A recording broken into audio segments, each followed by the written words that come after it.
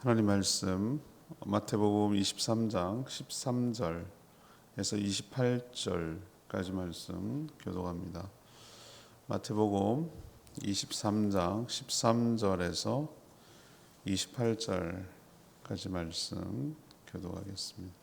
오늘은 3월 29일 토요일 아침입니다. 3월 29일자 본문 마태복음 23장 13절에서 28절까지 말씀 교독합니다. 화 있을진저 외식하는 서기관들과 바리새인들이여, 너희는 천국문을 사람들 앞에서 닫고 너희도 들어가지 않고 들어가려 하는 자도 들어가지 못하게 하는도다. 화 있을진저 외식하는 서기관들과 바리새인들이여, 너희는 교인 한 사람을 얻기 위하여 바다와 육지를 둘이 다니다가 생기면 너희보다 배나 더 지옥 자식이 되게 하는도다. 화 있을진저 눈먼 인도자여, 너희가 말하되 누구든지 성전으로 맹세하면 아무 일 없거니와 성전의 금으로 맹세하면 지킬지라 하는도다. 어리석은 맹인들이여, 어느 것이 크냐, 그 금이냐, 그 금을 거룩하게 하는 성전이냐. 너희가 또 이르되 누구든지 제단으로 맹세하면 아무 일 없거니와 그 위에 있는 예물로 맹세하면 지킬지라 하는도다. 맹인들이여, 어느 것이 크냐, 그 예물이냐, 그 예물을 거룩하게 하는 제단이냐.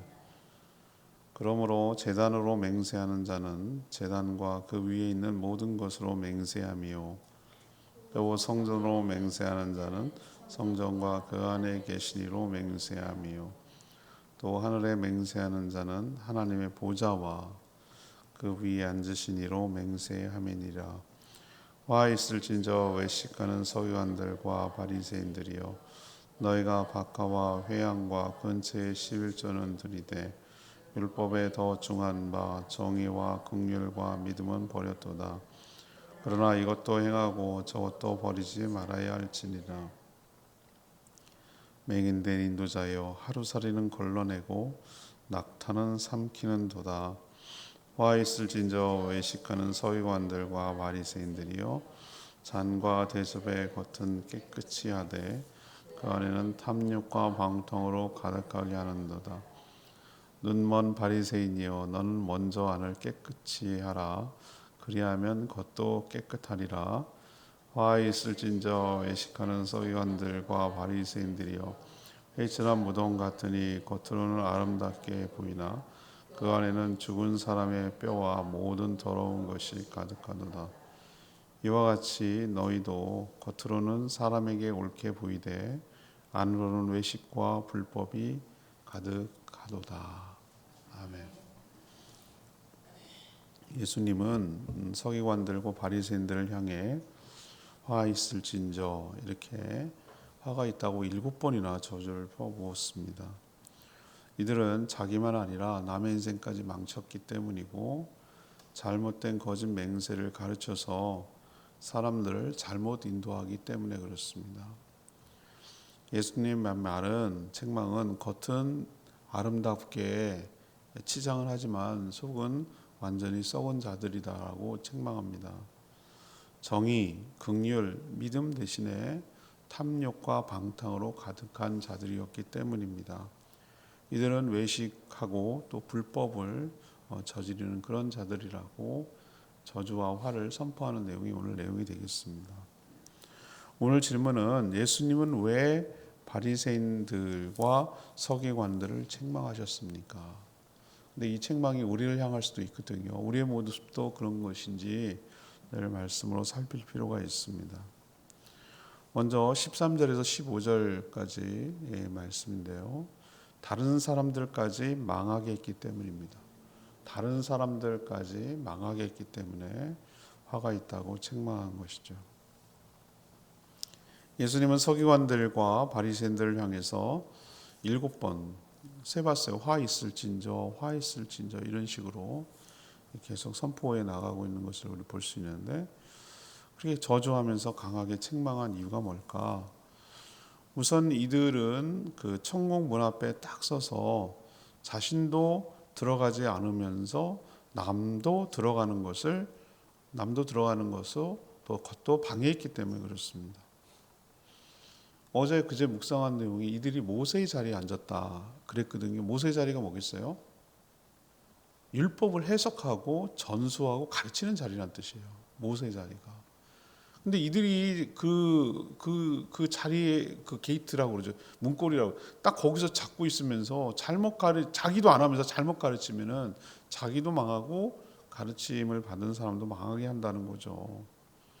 그게 이제 예수님이 책망한 건데 자기의 인생과 영혼만 망치는 것이 아니라 남의 인생 그리고 영혼까지도 망하게 하기 때문에 이 바리새인들하고 서기관들을 책망한 것이죠. 제가 여러 번 언급한 적이 있지만 14절이 없음 이렇게 돼 있거든요. 여러분 그 없는데 뭐하러 14절을 했겠냐고요. 없음 이렇게 해놨겠냐고요. 이거는 성경의 사본 때문에 그래요. 사본이 옛날에는 다 찍어내듯이 하는 것이 아니고 베꼈었기 때문에 쭉 종합을 해보는데 주류를 이루는 것은 14절이 없어요. 내용이. 근데 어떤 사본, 어떤 그 베껴 쓴 데는 그 중간에 그 내용이 있단 말이에요.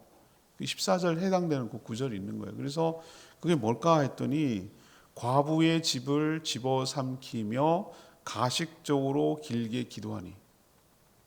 과부의 집을 왜 삼키겠습니까? 어떻게 삼킨다는 거예요? 법률도 모르고 그 당시에는 여성들이 어떤 법적인 그 주체로서 활동할 수가 없거든요. 요즘처럼 그런 시대가 아니에요. 과부는 정말 살기가 어려운 그 때예요. 아예 법적인 대리인이 있어야 된다니까요. 그런 사람들이 남편 죽고 누구도 보호해주지 않는 그런 사람들을 서기관이나 이런 사람들이 그 해줄 것처럼 이렇게 도와줄 것처럼 해가지고 소유를 자기 걸로 돌리고 팔아넘기고 이런 일을 한 거예요. 그거를 그냥 통틀어서 과부의 집을 집어삼키며 이런 표현을 쓴 거죠. 또 가식적으로 길게 기도하니, 그러니까 남한테 보이기 위해서 성전에서 사람들 보는 데서 많이 다니는 데서 그렇게 쇼하는 거죠. 쇼. 예. 그렇게 한 내용이 없는 게 아니라 14절엔 다른 사본에 있는 거예요. 그러니까 그런 내용을 가지고 심판을 할 거라는 것을 지금 보강하고 있는 것이죠. 예수님의 비유에 의하면 한 명의 교인을 얻기 위해서 그렇게 두루 다니며 얻었는데 그에게 감당 못할 무거운 짐을 얹어서 넘어지게 만들고 자신들처럼 위선적인 사람이 되도록 만들어서 망하게 하니까 그 책임이 너무 크다라고 오늘 이야기하는 것입니다. 그들은 자신은 물론 남들의 인생까지도 망치고 있다는 사실을 모르고 있기 때문에 더 큰 문제죠. 이처럼 말씀을 가르치는 위치와 직분이 이토록 책임이 막중하다라는 것을 저 개인적으로는 적용이 될 문제고 조심해야 될, 특히 말씀을 가르치고 말씀을 선포해야 되는 주의 종들, 목회자들은 정말 이 말씀을 들어야 되는 것이죠. 신대만 채플 기회는 저 같은 사람은 일생 가도 주어지지 않습니다. 그거는 정말 큰 목회를 하는 분들만 거기에 초청을 받는데 정말 이 얘기를 하고 싶어요. 제가 만약에 초청을 받는다면 그 말씀을 맡는 것에 대한 책임이 얼마나 막중한 줄 아느냐. 너도 안 들어가고 너로 네가 그 문을 막아서 가지고 남들도 못 들어가게 하는 일을 그 악행을 저지를 수 있다. 네가 그 자리에 안 차지하고 있었으면 남들이 들어갈 수나 있게 하지. 근데 그 자리를 차지하고 있어서 너도 못 가고 남도 못 가게 하는 그 죄값을 어떻게 받을 거냐. 두렵고 떨리는 마음으로 말씀 맡는 자의 책임을 다해야 할 것이다 라고 얘기해 주고 싶어요. 근데 그런 기회가 없어요. 안타깝게. 어제도 제가 말씀드렸잖아요. 은혜 받으면 신학교 가겠다고 덤비는 사람들 정말 말려야 돼요. 정말 말려야 됩니다. 그거는 내적 외적 소명이 다 있어야 되는 것이고요. 충분히 검증이 돼야 되는 것이에요. 막 뜨겁다고 막 가는 거 아니에요. 하나님의 분명한 콜링, 미션이 동시에 있어야 되는 거예요. 외적인 검증이 필요합니다. 어저께 제가 그런 얘기를 했는데 왜? 그게 없이 가면 이렇게 되니까. 두 번째, 왜 화가 있을까? 16절에서 22절까지 말씀인데 잘못된 거짓 맹세를 가르쳤기 때문에 그렇습니다. 잘못된 거짓 맹세를 가르쳤기 때문에 이거 화가 있다고 얘기한 거예요. 예수님은 서기관들과 바리새인들의 두 번째 문제점을 지금 지적하고 있죠. 그 얘기했잖아요. 어제 얘기했잖아요. 모세의 자리를 차지하고 있어서 자기 마음대로 성경을 해석하고 가르쳤어요.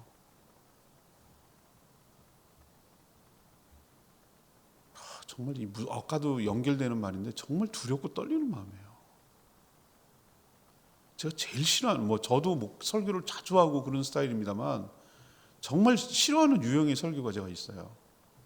어디 가면은 정말 딱 귀를 막고 싶은 심정이, 그래서 내 설교를 들어도 그렇게 들으면 어떡하지 막 이렇게 두렵고 떨리는데 본문 얘기해놓고 딴 자기 얘기하는 거예요. 정말 싫거든요. 그거는 설교를 빙자한 정말 무례한 행위예요. 설교가 아니에요. 물론 자기 얘기할 수도 있죠. 그러나 본문과 다 있어야 되고 맥락과 맞아야 되는 거예요. 특히 요즘 때에 본문 읽어놓고 정치 얘기하는 거 최악이에요. 최악. 선동하는 거예요. 그렇게 하라고 그 자리에 준 거 아니에요. 하나님을 빙자하고 예배라고 빙자해놓고 마치 누가 그런 신적 권위를 그 사람에게 부여했습니까? 그런 일을 하라고, 그 강단을. 그거 정말 천벌을 받을 일이에요. 하나님 앞에 무서운 줄 알아야 돼요. 그거. 그 죄값을 어떻게 치르려고 하는지 나는 두렵고 떨려요. 지금 그 죄값이 무섭거든요. 여기에 해당되는 죄값이에요. 화 있을진저. 가급적 말씀은 말씀으로 가야 돼요. 말씀은 그냥 풀어서 주면 되는 거예요. 말씀의 능력이 있고 말씀의 진리고 말씀의 힘이 있어요. 그렇기 때문에 다만 요리사는 재료의 본연의, 진짜 잘하는 요리사는 그러니까 재료의 본연의 맛이 상실되지 않을 정도로 요리를 최대한 그 맛과 향과 그 질감과 이런 것을 살리면서 다만 사람들이 먹기 좋게 만들어주는 역할을 하는 거예요. 커팅하고 자르고 적당하게 익히고 그다음에 플레이팅하고 이런 정도만 하면 돼요. 설교자는 이 정도만 하면 돼요. 이게 어떤 의미라는 것을 설명해주고 이것이 어떤 의미를 지금 갖는다는 걸 얘기를 해주고 그렇게 하면 돼요. 그 나머지는 네가 할 얘기가 아니에요. 영역이 벗어나고 멀거니란 말이에요. 그냥 그대로 해야 되는 거예요. 말씀이 말씀으로 가야 되는 거예요. 말씀에 자신도 순종해야 되는 거예요. 근데 엉터리로 가르치단 말이지. 그 말씀을 갖다가 막 엉망으로 가르치는 사례를 오늘 맹세에 대해서 얘기를 하고 있잖아요. 예수님이 얼마나 그 아프고 따가운 얘기인지 몰라요. 이 얘기가 얼마나 위선적이고 그들이 잘못된 해석을 하고 있는지에 대해서 맹세 부분을 지금 집중적으로 공격하는데 그들의 맹세에 대한 가르침이 얼마나 엉터리인지 그 위선적인지 그 샘플로 지금 얘기하고 있어요. 예를 들면 이런 거예요. 그 당시 아마 그랬던 것 같아요. 바리새인들하고 서기관들이 성전을 두고 맹세하면 안 지켜도 돼요. 근데 성전의 거기 이렇게 금딱지 도금을 했겠죠. 왜 우리도 보면은 불교 나라 가면은 눈이 부실 정도잖아. 안 가보 죄송합니다. 예를 들면 태국 이런데 미얀마 캄보디아 이런데 가면 눈이 부셔. 그건 아무리 금칠을 했어도 비싸겠다. 어마어마하게 해놨어요. 눈이 부실 정도예요. 근데 모든 템플은 그렇단 말이에요. 아주 화려하게 꾸미고 탱화도 보면은 금빛이잖아요. 불상부사에 다 금빛이지. 금에다가 맹세하면 성전 금에다 맹세하면 지켜야 된다는 거예요. 이게 뭐 하는 짓이야? 성전에다 하면 안 지켜도 되는데 성전 금에다만 맹세하면 지켜야 된대요. 누가? 바리새인들과 서기관들이 그렇게 가르쳤어요. 제단에 두고 맹세. 제단이 그거 있잖아요. 번제단 불태우는 거. 제단 네모나게 생겨가지고 이렇게 태워 올라가는 거. 그 제단에 두고 맹세하면 안 지켜도 된대요. 근데 제단 위에 태워진 그 제물에다가 두고 맹세하면 지켜야 된다는 거야. 어이없죠. 어이없는데 그렇게 가르쳤다는 거예요. 그렇게 하는 걸로 알았단 말이죠. 금만 있겠어요? 금이 왜 귀하겠어요? 성전의 일부죠. 제물은 어디서 드려지는 거죠? 제단 위에서 드려지는 거잖아요. 결국은 이를 두고 맹세한다는 건 결국 뭘 한다는 겁니까? 성전에 계신 하나님께 맹세한다는 뜻이잖아요. 어디에다가 맹세하는지가 중요한 게 아니에요. 근데 이들은 그렇게 가르쳤어요. 눈에 보이는 것, 그리고 더 물질적인 것, 돈으로 환산할 수 있는 것, 거기에가 더 중시하고 있잖아요. 그게 더 중요하다는 걸 은연중에 가르침 속에 보여주고 있잖아요. 그렇게 가르친단 말이에요. 그들이 얼마나 사고방식이 헛것인가, 보이는 것에 매몰되는가, 그리고 돈으로 환산할 수 있는 고가에 더 매몰되는가, 여기가 이들의 가르침 속에서 느껴지거든요. 이게 바로 앞에서 연결시키면 자신도 천국에 들어가지 않으면서 않으면서 남들도 천국에 들어가지, 다시 말해서 하나님의 진리의 세계와 하나님의 진짜 의도를 못 보게 만드는 그런 사례라는 거예요. 맹세의 부분이. 우리도 정말 분별의 능력이 필요하고요. 특히 말씀을 맡은 자가 얼마나 그 막중한 책임이 있는지에 대해서 그 죄값이 굉장히 크다라는 것을 생각하면 두렵고 떨림으로 이 자리에 서야 되는 거예요. 두렵고 떨림으로. 그리고 이들을 왜 예수님이 책망하는지에 대해서 우리도 귀담아 들어야 돼요.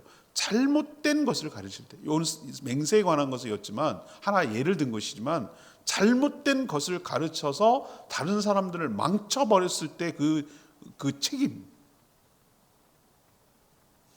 너무 크기 때문에 예수님이 지금 바리새인들과 서기관들 향해서 화 있을진저, 화가 있다는 거죠.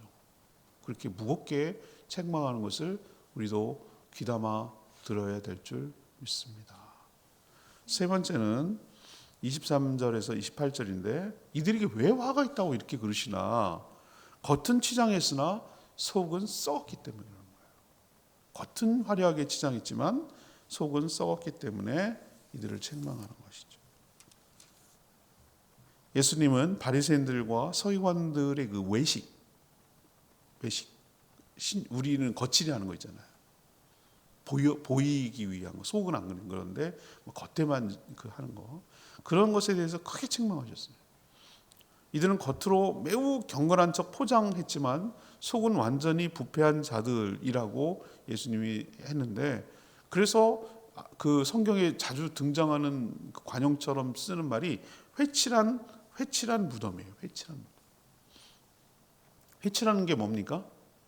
그것을 무덤을 포장하기 위해서 겉에 이렇게 화려하게 이렇게 치장을 했으나 그 속엔 뭐가 들었다는 거예요? 썩은 뼈와 시신들이 들어있다는 거죠.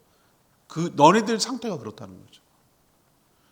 예를 들면 박하, 회양, 근체, 이건 무엇입니까? 아주 조그만한 그 소량의 뭐라 그래야지? 양념 같은 거예요.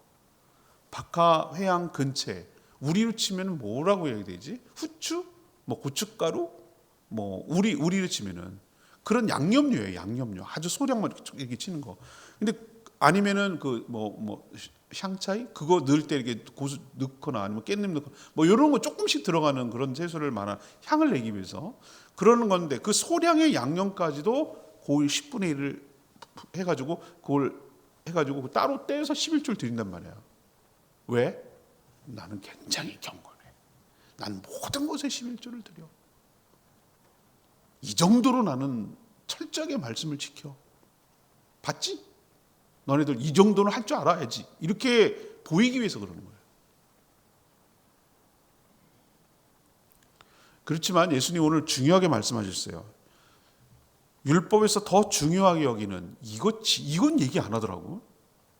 정의, 긍휼, 믿음. 오늘 제 얘기가 아니고 정의, 긍휼, 믿음, 이런 것은 너희들이 뭐 했다고?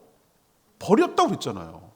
이게 더 중요한데 11조 그 양념류 11조를 드리는 것보다 그런 것이 더 중요한데, 그런 건 버려놓고 그거 지켰다고 니네가 생색내고 경건한 척하는 너희들의 그 위선을 아주 토할 것 같다, 역겹다라고 얘기하는 거죠. 예수님 뭐라고 그랬어요?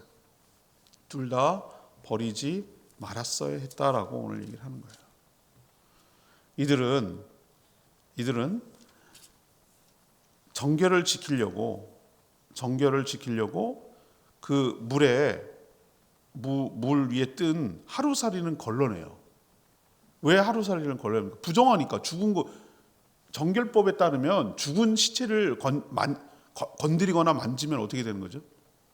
그럼 부정하게 되는 거예요.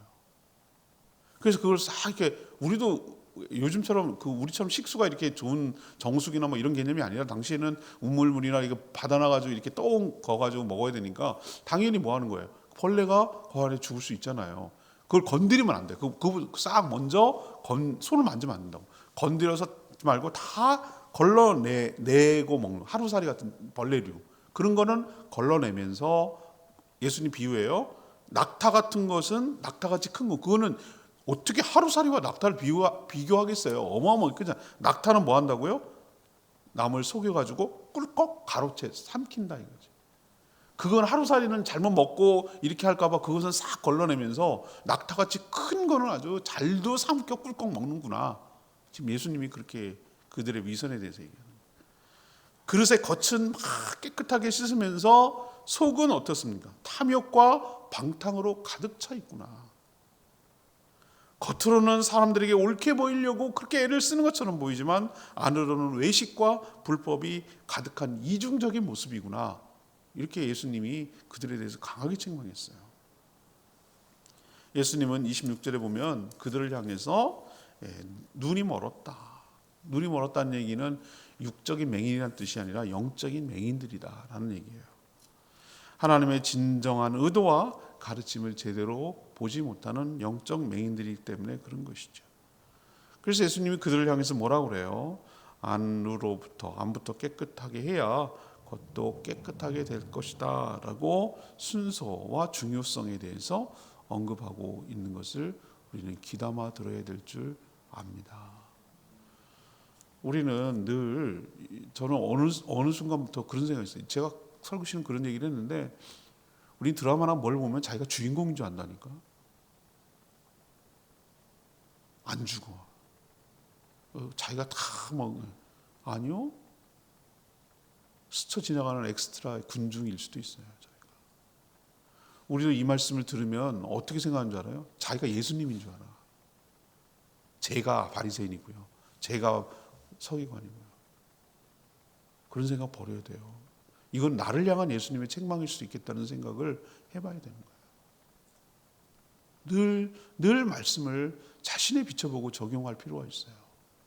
나도 이러지 않을까? 겉은 치장하나 속은 썩어 문드러졌는데 그것조차 포장하려고 또 위선을 부리지 않는가? 예수님의 이 엄청난 책망을 귀담아 듣고 이런 책망을 하나님 앞에 주 앞에 섰을 때 듣지 않도록 삼가 조심하며 살아가는 저희 모두가 되기를 원합니다. 레마의 말씀 26절 말씀인데요. 눈먼 바리새인이요, 먼저 안을 깨끗이 하라. 그리하면 겉도 깨끗하리라. 예수님은 앞에서 하나님과의 관계가 회복되어 사랑을 주고받아야 비로소 이웃을 사랑할 수 있다라고 우선순위와 순서에 대해서 얘기했죠. 내일 주일 설교가 이거예요. 근데 저는 회복도 마찬가지라고 생각하는 거예요. 무덤에 회를 칠해봐야 죽은 사람의 뼈와 더러운 것이 가득한 무덤에 불과하죠. 그 안에 생명이 없죠. 예수님이 에스겔 환상을 통해서 죽은 뼈가 살아나는 과정을 보세요. 뼈야 맞춰져라, 살아나라, 생기가 부어져라. 살아있어야 그것이 의미가 있고 생기가 있는 것이지, 죽은 것에다가 백날 칠해봐야 그거는 그냥 감추기 위한 것이지 그건 진정한 것이 아니에요. 오늘 예수님이 순서에 대해서 얘기하잖아요. 어디부터 신경을 써야 된다고? 속부터 깨끗하게 되어야 해져야 뭐도 깨끗해진다? 겉도 깨끗해진다. 순서가 겉만 칠해갖고 깨끗한 척하지 말고 속부터 깨끗하게 돼야 겉이 깨끗해진다. 그 순서와 중요도에 대해서 얘기를 하고 있어요. 우리 내면이, 우리 안에 있는 우리 안이 그리스도의 보혈, 성령의 불로 태워지고 소멸되고 깨끗해질 때 우리가 비로소 겉도 깨끗하게 될 줄 믿습니다. 우리의 허물과 죄, 위선적으로 살아온 죄, 남을 잘못 가르친 죄,